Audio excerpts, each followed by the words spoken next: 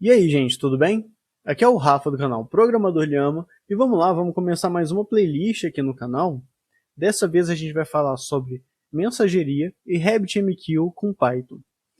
E antes de mais nada, eu quero apresentar aqui o GitHub do Programador Lhama. No final dessa playlist, dessas aulas, todos os códigos que a gente for fazendo ao longo do tempo vai ser colocado em um certo repositório aqui. Então, a gente vai ter isso também disponível, todos os códigos que a gente for fazendo nessas aulas aqui. E fica também o convite, caso você queira ver os demais repositórios que a gente tem toda uma certa gama de projetos que a gente foi fazendo, que são relacionados a playlists que a gente tem por aqui no canal.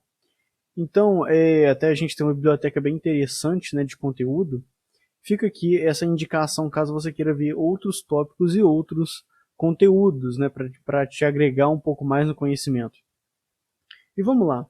Antes da gente começar propriamente falando sobre o RabbitMQ, colocando a mão em código, já fazendo um projeto estruturado, a gente tem que passar sobre uma certa base teórica para entender o que está ali por trás. O que está por trás do RabbitMQ, como que funciona toda essa ideia de mensageria e tudo mais.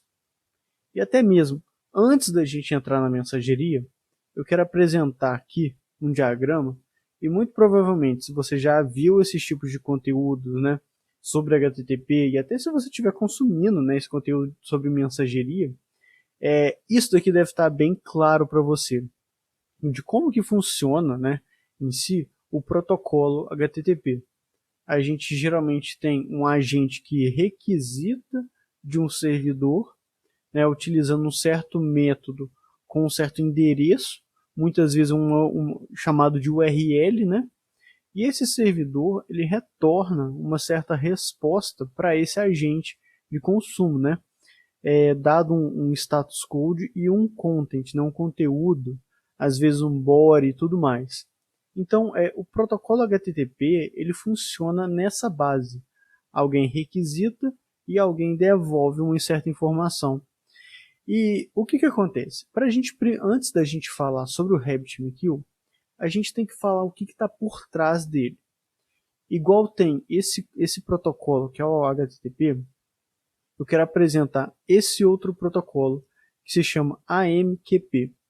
Antes da gente entrar aqui nesse diagramazinho aqui, entender melhor o que está acontecendo, eu vou vir aqui no Google mesmo.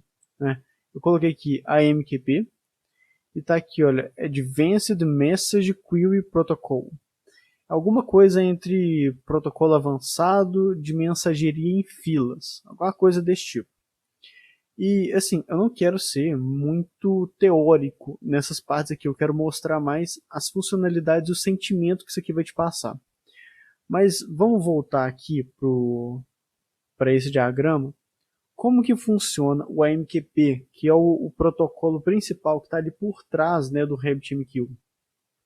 A gente vai ter dois agentes, e aqui tenta pensar nesses agentes como se fossem literalmente projetos de Python, um produtor e um consumidor, um producer e um consumer. O producer, o que ele faz? Ele literalmente vai pegar e vai publicar uma certa mensagem.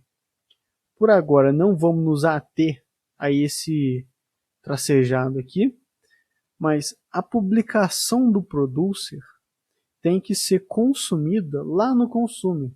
Então, é exatamente uma via de mão única. O produtor ele vai publicar uma mensagem e o consumer ele vai conseguir consumir essa mensagem que foi publicada.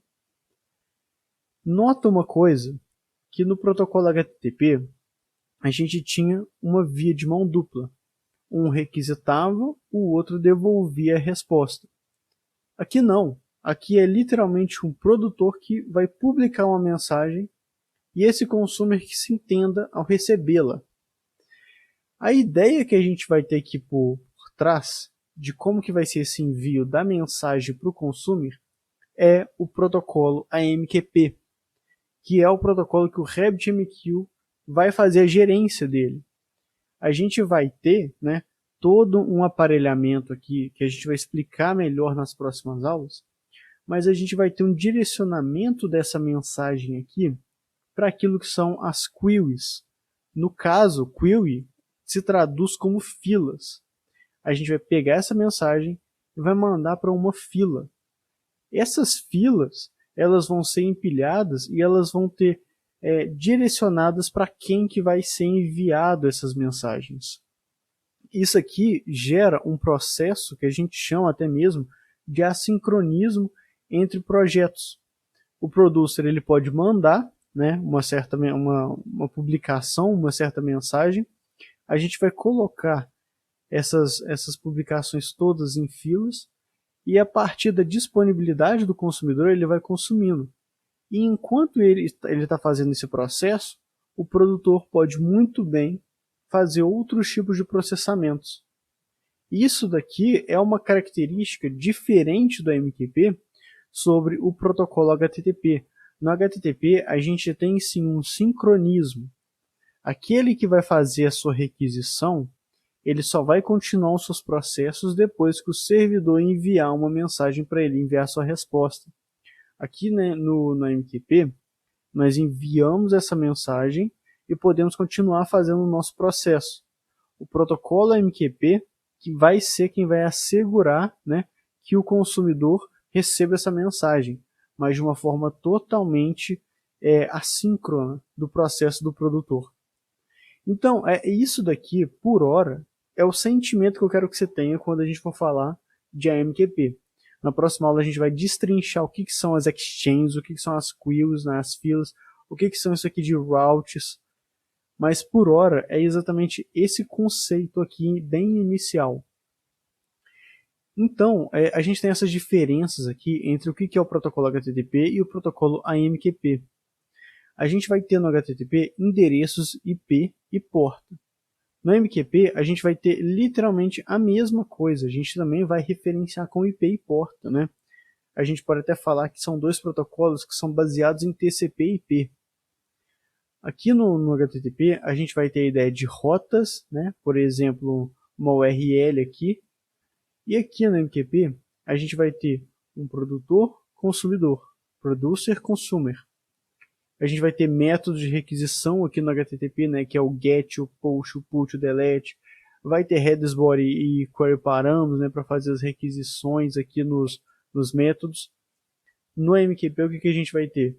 Mensagens gerenciadas em filas, né? E enquanto no HTTP a gente vai ter a ideia de sincronismo, no AMQP a gente vai ter literalmente o assincronismo, porque o producer ele pode fazer os seus processos além, né, não dependendo do consumer. Beleza, acabamos de falar aqui desse protocolo doidão aqui que é o AMQP. Aonde é que está o RabbitMQ? Como é que ele funciona, né? A relação está exatamente aqui, olha. O RabbitMQ ele é um broker AMQP, uma espécie de gerenciador de protocolo. Ou seja, a gente tem as regras de comunicação, que é o protocolo AMQP. O RabbitMQ ele vai conseguir gerenciar para a gente todas essas comunicações e todo esse manuseio que a gente precisa no protocolo. Então, deixa eu vir aqui, olha só, eu joguei aqui no Google bem básico. O broker é uma entidade que recebe mensagens de publishers, né? É um outro nome que a gente tem, ou seja, clientes que produzem mensagens e encaminham mensagens a consumers, que são clientes que recebem e consomem mensagens. Então, isso daqui é o conceito que a gente tem, né, de um broker. A mesma coisa que a gente pode fazer aqui, né, um paralelo, até mesmo que eu já cheguei a mexer com esse outro tipo de protocolo e tudo mais, é esse cara aqui, olha. A gente tem um outro protocolo muito parecido, que também mexe com a ideia de filas, né, de queries, que é o MQTT. E a gente tem um outro broker que chama Mosquito. Deixa eu te mostrar aqui, olha. MQTT. Eu vou tentar traduzir aqui, olha. Ele é um protocolo leve de publicação e subscrição, né? Máquina Aqui query message, query service, ou seja, é um serviço de mensageria e de filas. Então é exatamente isso que a gente tem. E esse outro cara que se chama Mosquito, né, ele é um broker MQTT, ou seja, ele utiliza esse outro protocolo que se parece muito com o MQP. Então é isso que a gente tem, né? O RabbitMQ gerencia esse tipo de protocolo e é com ele que a gente acaba trabalhando. E vamos lá.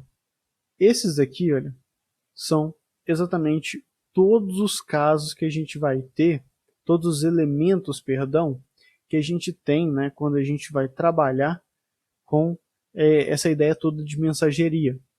A gente vai ter nada mais do que um publisher que a gente vai fazer esse projeto, né, em Python e vai mandar para uma exchange. Essa exchange vai ser o ponto de entrada. Vai ser aquele cara que vai entender que a gente recebeu uma mensagem e ele vai enviar para a sua fila certa. Aquele que tiver na sua fila certa vai conseguir consumir a mensagem que vai ser posta aqui pelo Exchange, pelo Publisher. Então, o que a gente vai fazer nessa playlist vai ser exatamente esse caminho aqui. Na próxima aula, a gente vai já começar a mexer com o RabbitMQ. Se você não tiver ele aí na sua máquina, dá uma instalada aí, né? A gente vai começar a brincar com isso. E a gente vai falar mais sobre esses dois caras aqui. Próxima aula a gente também ainda não mexe em código, mas vai ser extremamente importante para a gente entender como é que funciona o RabbitMQ, principalmente como é que funciona esses dois carinhas aqui, né? Essa esquematização aqui. O que são as exchanges, o que a gente consegue fazer com elas, quais que são os comportamentos das filas. Então, bom, por hora vai ser isso daqui. Esse é o conteúdo que eu queria passar nessa aula para a gente ter uma percepção do que significa, né, o RabbitMQ em si, o que está ali por trás do RabbitMQ. Bom, por hora vai ser só isso e a gente se vê na nossa próxima aula.